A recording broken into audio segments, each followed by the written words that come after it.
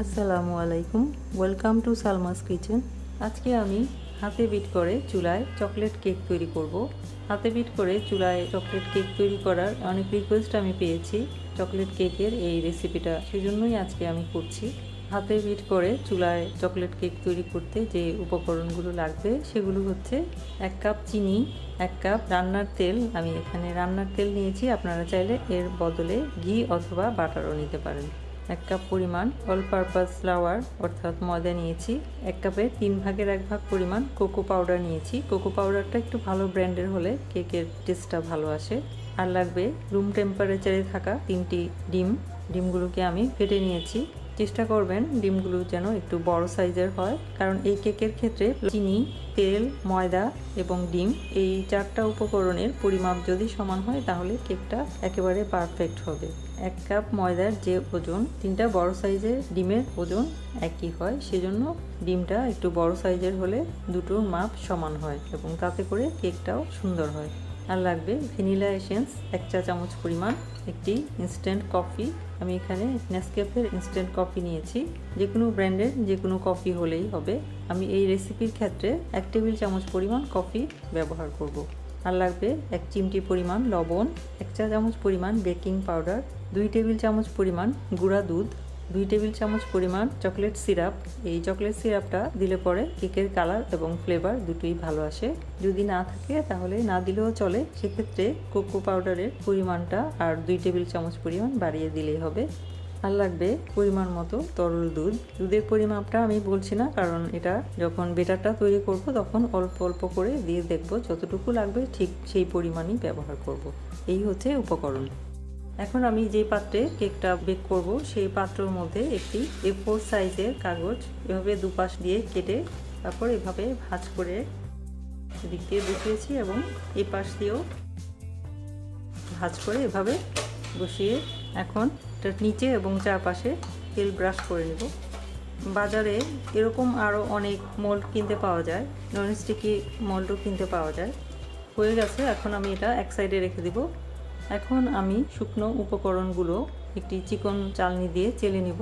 প্রথমে ময়দা নিচ্ছি, সেই সাথে কোকো পাউডার, গুঁড়া দুধ, বেকিং পাউডার, লবণ, সবগুলো একসাথে চেলে নিব। চেলে নেওয়ার পর এভাবে যে দানা থেকে যাবে সেগুলো একটু এরকম ঘষে ঘষে গুঁড়ো করে দিব, আর বাকি যে অবশিষ্ট থাকবে সেগুলো ফেলে দেব। এখন এটা আরেকটু ভালো করে একসাথে একটু মিক্সড করে নিব। মিক্সড করা হয়ে গেছে, এখন এটা এক সাইডে রেখে দিব। এখন চিনিটা গুঁড়া করে নিব। ব্লেন্ডারের জারে নিয়ে নিচ্ছি, মাইনাস ব্লেডটা লাগিয়ে গুঁড়া করে নিব। হয়ে গেছে। এখন একটি মিক্সিং বোলে গুঁড়া করে নেওয়া চিনিটা নিয়ে নেব এবং এর সাথে তেল নিয়ে নেব। এখন যেই হাঁড়িতে আমি কেকটাকে বেক করতে বসাবো সেই পাত্রটার মধ্যে 1 কেজি বালি নিয়ে পাত্রটার চারদিক ছড়িয়ে দিয়েছি এবং একটা লোহার স্ট্যান্ড এখানে বসিয়ে দিয়েছি। বসিয়ে দিয়ে চুলাটা জ্বালিয়ে নিচ্ছি। জ্বালিয়ে যতক্ষণ পর্যন্ত আমার বেটারটা রেডি হতে লাগে ততক্ষণ পর্যন্ত এটাকে আমি মৃদু আঁচে প্রিহিট করে নিব।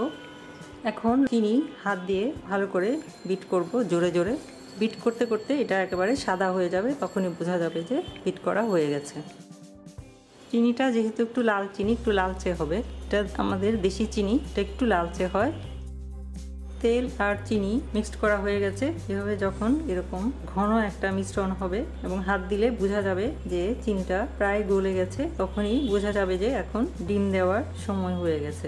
এখন আমি একটা একটা করে ডিম দিব। প্রথমে একটা ডিম দিব, দিয়ে এটা তেল চিনির সাথে মিক্সড করব। যখন মিক্সড করা হবে তখন বোঝা যাবে যে মিশ্রণটা এরকম ঘন হয়ে যাবে। এখন আরেকটা নিব, এটাও মিলিয়ে নিব। এবার আরেকটাও নিয়ে নিব, এখন এটাও মিলিয়ে নিব। ডিমটা মিক্সড করা হয়ে গেছে।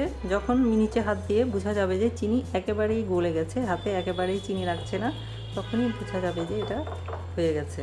এখন ড্রাই উপকরণগুলো এর সাথে মেলাবো। প্রথমে 3 ভাগের 1 ভাগ পরিমাণ দিয়ে মিলিয়ে নিব।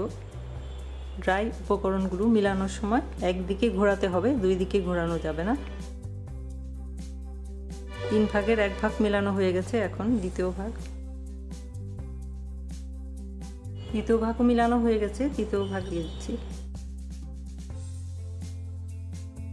মেলানো হয়ে গেছে। এবারে দিব 1 চা চামচ পরিমাণ ভ্যানিলা এসেন্স, 2 টেবিল চামচ পরিমাণ চকলেট সিরাপ, আর দিব 1 টেবিল চামচ পরিমাণ কফি। কফিটা অপশনাল, এটা না দিলেও চলে, তবে কফির ফ্লেভারটা দিলে পরে চকলেট কেকের ফ্লেভারটা আরও অনেক বেশি ভালো হয়। এবার সবগুলো একসাথে আবার মিলিয়ে নিব। এখন প্রথমে 1 টেবিল চামচ পরিমাণ তরল দুধ দিব, মিলিয়ে দেখব বেটারের কনসিস্টেন্সিটা ঠিক আছে কিনা। আমার বেটারের কনসিস্টেন্সিটা একদম ঠিক আছে। এরকমভাবে বেটারটা যখন উপর থেকে ঢাললে ভাজে ভাজে পড়বে, তখনই বোঝা যাবে যে কেকের বেটারটা ঠিক আছে। এখন তেল মাখিয়ে রাখা মোল্ডের মধ্যে বেটারটা ঢেলে দিব।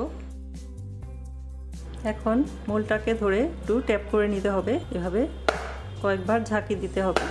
ঝাঁকি দিলে পরে ভিতরে যে বাতাসগুলো আছে সেগুলো বের হয়ে আসবে। কেকটা যখন বেক হবে তখন যদি ভিতরে বাতাস থাকে তাহলে ভালোভাবে ফুলবে না। এখন এই অবস্থায় এটাকে 5 মিনিট রেখে দিব। 5 মিনিট পর এটাকে বেক করতে দিব। ফিরে আসছি 5 মিনিট পর। ফিরে এলাম 5 মিনিট পর। এবারে কেকটা বেক হতে দিব।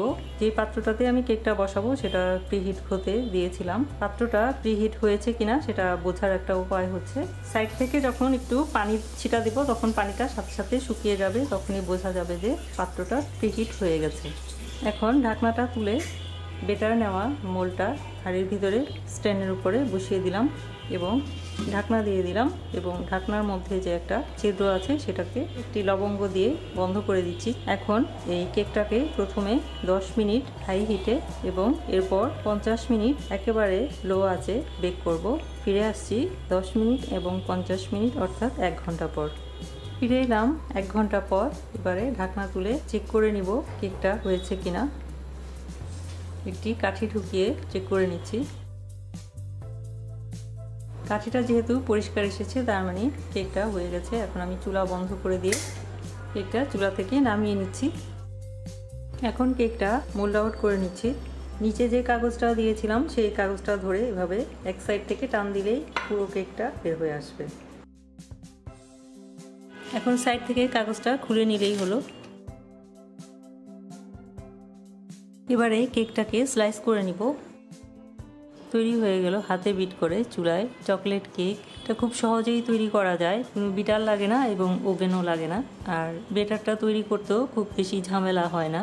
আশা করছি যাদের বাসায় ওভেন নাই এবং ইলেকট্রিক বিটার নাই তারাও খুব সহজে এই চকলেট কেক তৈরি করে খেতে পারবেন এবং বাসায় আসা অতিথিদেরকেও পরিবেশন করতে পারবেন।